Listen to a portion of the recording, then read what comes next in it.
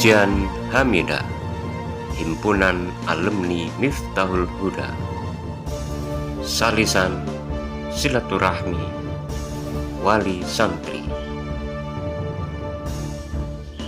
Minggu 5 Februari 2023 di Pondok Pesantren Wasilatul Huda, Desa Bandar Dalam, Kecamatan Sidomulyo, Lampung Selatan, dengan penceramah generasi ketiga Pondok Pesantren Miftahul Huda, Manonjaya, Tasikmalaya, Jawa Barat. Selamat mendengar.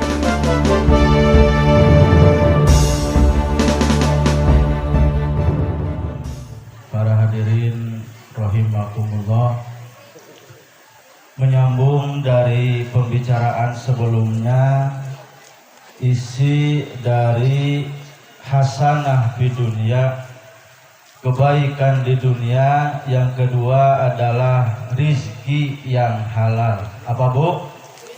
Rizki yang halal. Rizki itu adalah ma untufi'a bihi, sesuatu yang kita manfaatkan, sesuatu yang kita pergunakan, bukan hanya makanan saja, bukan hanya minuman saja, akan tetapi pakaian yang kita pakai adalah rizki dari Allah. Kendaraan yang kita pakai adalah rizki dari Allah. Segala sesuatu yang kita pergunakan itu semua adalah rizki dari Allah. Walaupun misalkan makanan itu milik kita, tapi dimakan oleh orang lain, maka itu rizki orang lain. Milik kita tapi rizki orang lain. Maka biasa ada ungkapan, kalau rizki tidak bakalan kemana. Rizki mah mual pahili, da aya milik aya rizki. Nah, rizki itu terbagi kepada dua. Ada rizki yang halal, ada rizki yang haram. Yang menjadi kebaikan di dunia adalah rizki yang halal. Apa itu rizki yang halal? Rizki yang halal itu adalah makana mubahan binasin au ijma'in au kiasin, sesuatu yang diperbolehkan oleh nas Al-Quran dan hadis, oleh ijma' dan kias. Bahasa gampangnya itu adalah sesuatu yang diperbolehkan oleh agama, atau sesuatu yang dihasilkan dengan cara yang diperbolehkan oleh agama. Itu adalah rizki yang halal. Pada zaman sekarang tidak sedikit orang yang karena kebutuhannya, karena kepentingannya, karena keinginannya terjerumus ke dalam rizki yang haram. Saya pernah membaca dalam kitab karangan Imam Ghazali, pada saat itu di sana orang-orang selalu berkata, rizki yang haram saja sulit didapat, apalagi yang halal. Rizki yang sulit saja susah didapat, apalagi yang halal. Itu ditulis oleh Imam Ghazali 900 tahun yang lalu, apalagi zaman sekarang. Oleh karena itu, kita harus pintar-pintar dalam memilih. Rizki yang kita makan, kita gunakan adalah rizki yang halal, bukan rizki yang haram. Karena ancaman dari Allah Subhanahu wa Ta'ala bagi orang yang menggunakan rizki yang haram, yang pertama adalah dihalang dari diijabah doa. Yang pertama adalah dihalang dari ijabahnya doa oleh Allah Subhanahu wa Ta'ala. Suatu ketika baginda Rasulullah Shallallahu Alaihi Wasallam membacakan wahyu kepada para sahabat, wahyu yang berbunyi bahwa ya ayyuhalladzina amanu kulu min thayyibati ma razaqnakum. Wahai orang-orang yang beriman, makanlah apa-apa yang baik yang telah diberikan oleh Tuhanmu. Nah, ketika Kanjeng Rasul selesai membaca ayat tersebut, summa dzakara ar-rajula yutilu as-safaro as'asa agbaro yamudu yadaihi ya Rabbi ya Rabbi. Rasul menceritakan bahwa ada seorang lelaki yang dia berada pada perjalanan yang jauh. Rambutnya kusut, kulitnya kusut. Lalu dia menadahkan tangannya ke atas dan berkata, ya Rabbi, wahai Tuhanku, wahai Tuhanku. Dia berdoa kepada Allah. Wa mat'amu haramun, sedangkan yang dimakannya adalah makanan yang haram. Wa malbasu haramun, apa yang dipakai adalah pakaian yang haram. Wa guriya bil harami, perutnya diisi oleh sesuatu yang haram. Fa'ana yustajabu lidzalika. Maka kata Rasul, bagaimana mungkin ia dapat dijabah oleh Allah Subhanahu wa Ta'ala? Yang pertama, ancaman bagi orang yang mempergunakan rezeki yang haram adalah dihalang ijabah doa oleh Allah Subhanahu wa Ta'ala. Yang kedua adalah tidak diterima sholat selama 40 hari. Rasul bersabda, man akala luqmatal haram lam yataqabbalillahu ta'ala minhu sholatan arba'ina yauman. Kata Rasul, barang siapa yang memakan sesuap dari sesuatu yang haram, maka Allah tidak akan menerima sholatnya selama 40 hari. Na'udzubillahi min dzalik. Bahkan diteruskan dalam hadis tersebut, wa kullu lahmin anbatahu suhtu wal haram fannaru aula bihi. Daging yang tumbuh dari sesuatu yang haram, maka neraka lebih layak padanya. Na'udzubillahi min dzalik. Hadirin rahimakumullah, ketika baginda Rasul diisra dan mi'rajkan oleh Allah Subhanahu wa Ta'ala, baginda Rasul melihat sekelompok kaum yang perutnya itu sangatlah besar. Diceritakan sebesar rumah. Kabayang tuh, patuangan seagung bumi. Perutnya itu sebesar rumah. Lalu Rasul bertanya pada malaikat Jibril, wahai Jibril, siapakah itu? Oleh malaikat Jibril jawab, itu adalah orang-orang yang ketika di dunia suka memakan makanan yang haram, suka memakan makanan riba. Itu adalah ancaman dari Allah untuk orang-orang yang menggunakan rezeki yang haram. Na'udzubillahi min dzalik.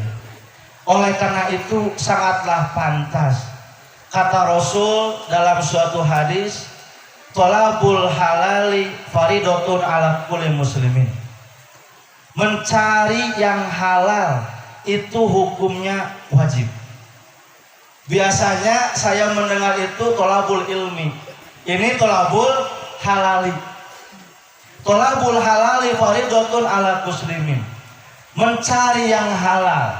Nah, dalam mencari yang halal ini ada dua penafsiran. Yang pertama adalah mencari ilmu yang membahas tentang sesuatu yang halal itu adalah wajib. Nah, ini yang sedang dicari oleh putri ibu sekalian di pondok pesantren. Mencari ilmunya hukumnya wajib, maka membiayainya pun hukumnya wajib.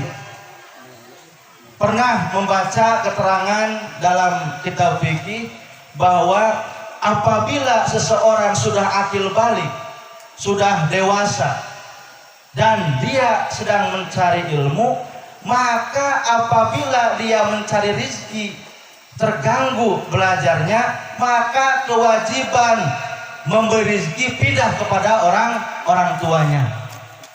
Ilmu yang dicarinya adalah ilmu yang wajib, maka menafkahinya juga hukumnya wajib.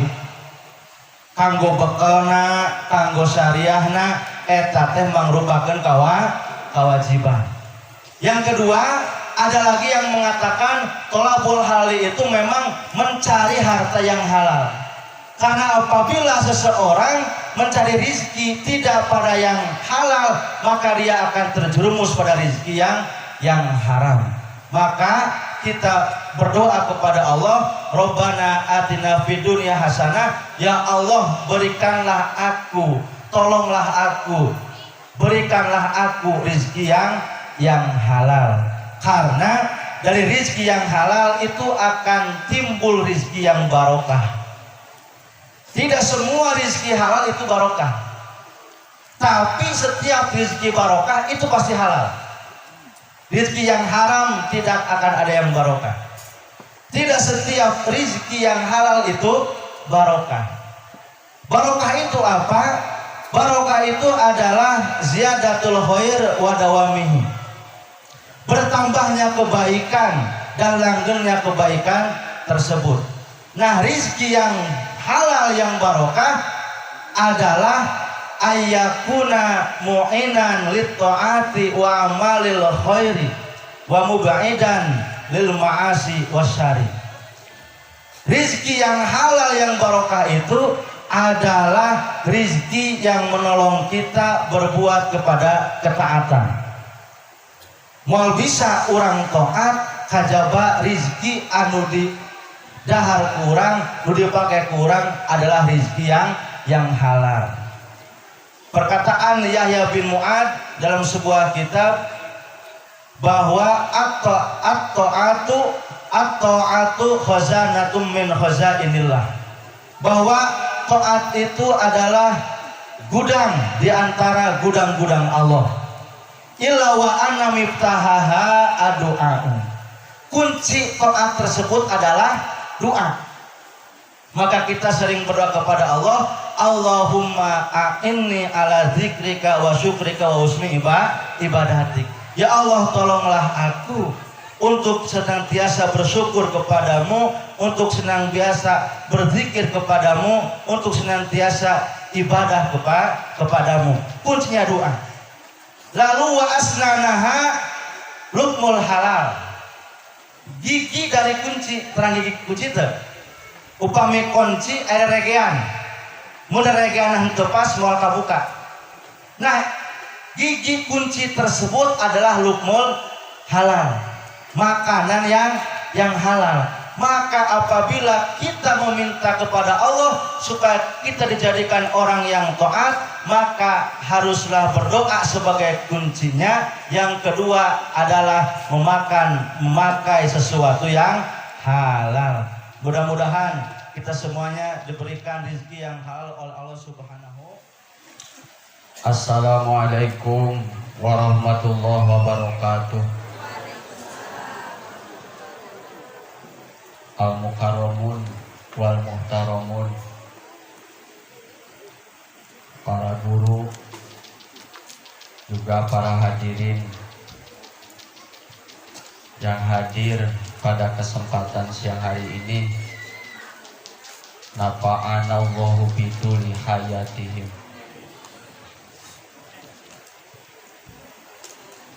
Hasanah fid dunya merupakan dambaan dan harapan kita bersama.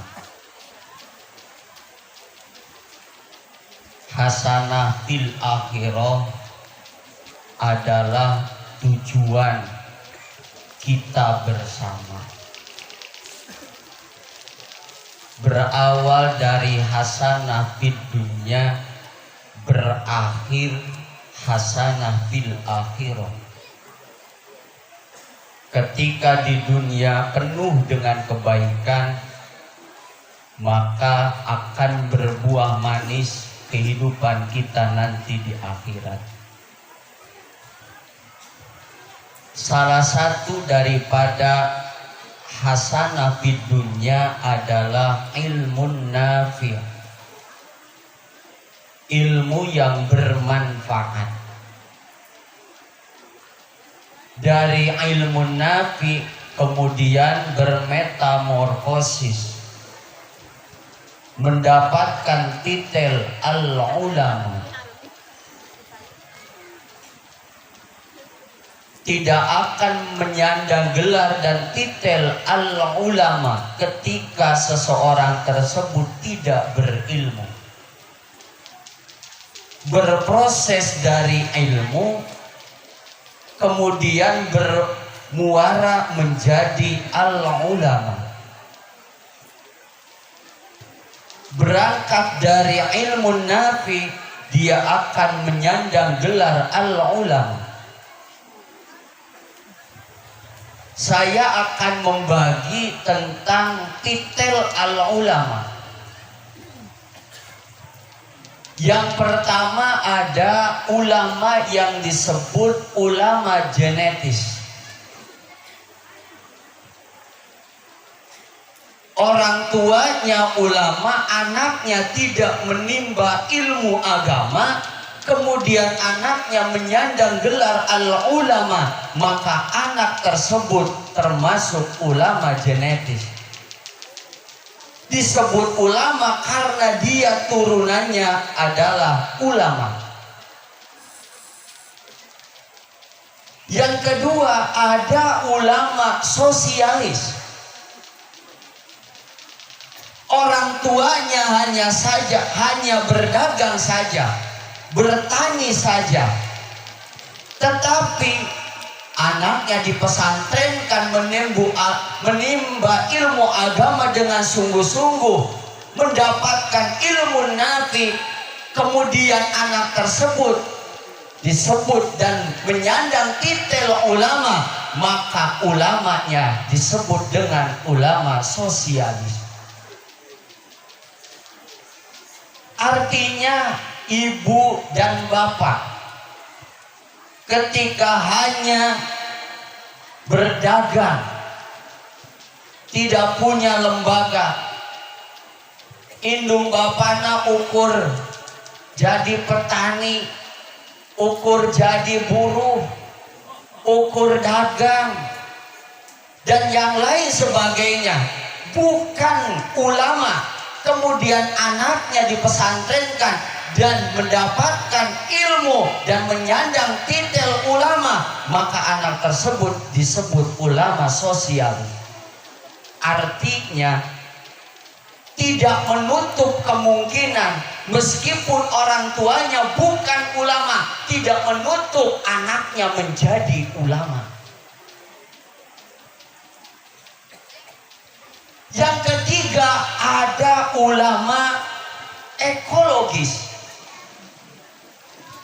Orang tuanya ulama, anaknya dipesantrenkan, kemudian mendapat ilmu nafi dan menyandang titel ulama, maka anak tersebut disebut ulama ekologis. Orang tuanya ulama, anaknya juga ulama, maka titel yang disandang ulama bagi anak tersebut disebut ulama ekologis. Mana yang paling baik? Minimal sosialis. Paling utama adalah ekologis.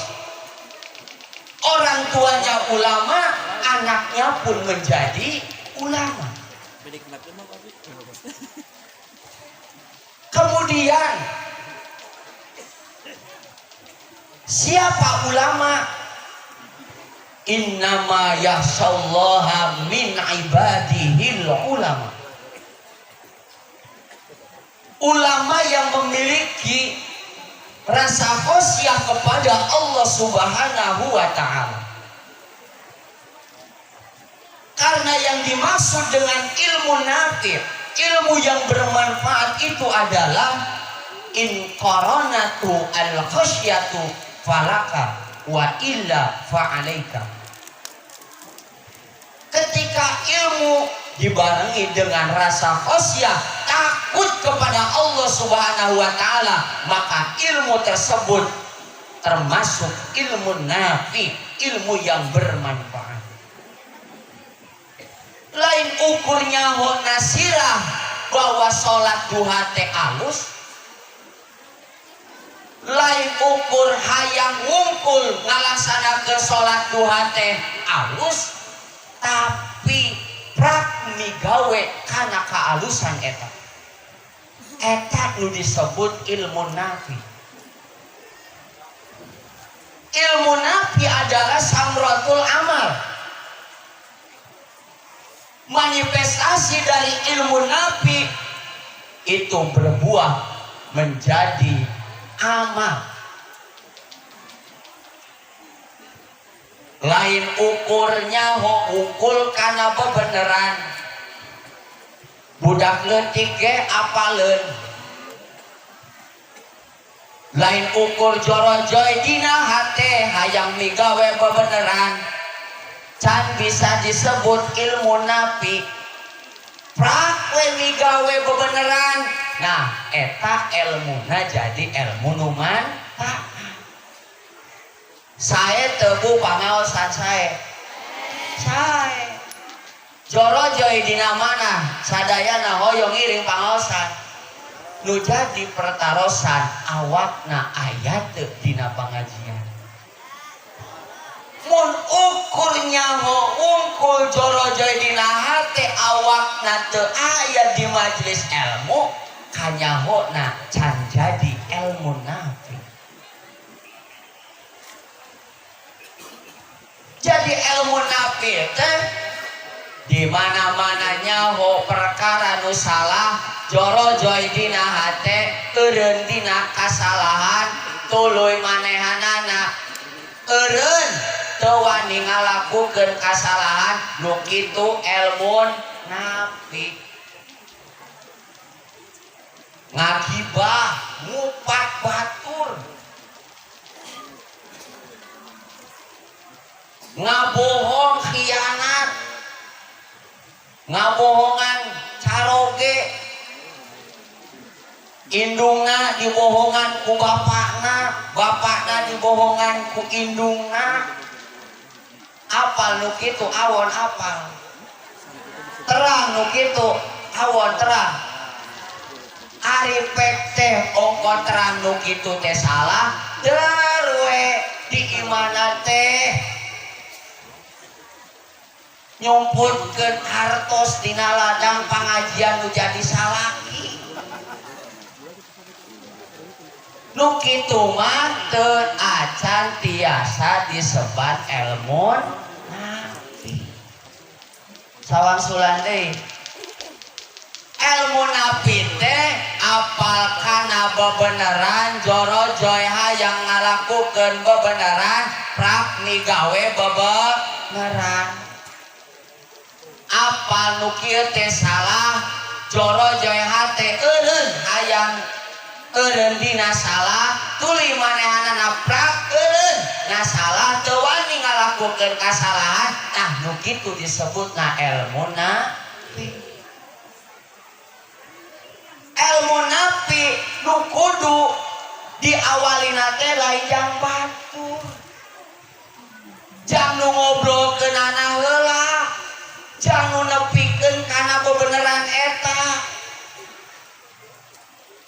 Mantang ilmu nafi runtutanana teh hiji linafsihi jang dirina heula, ibda binafsi.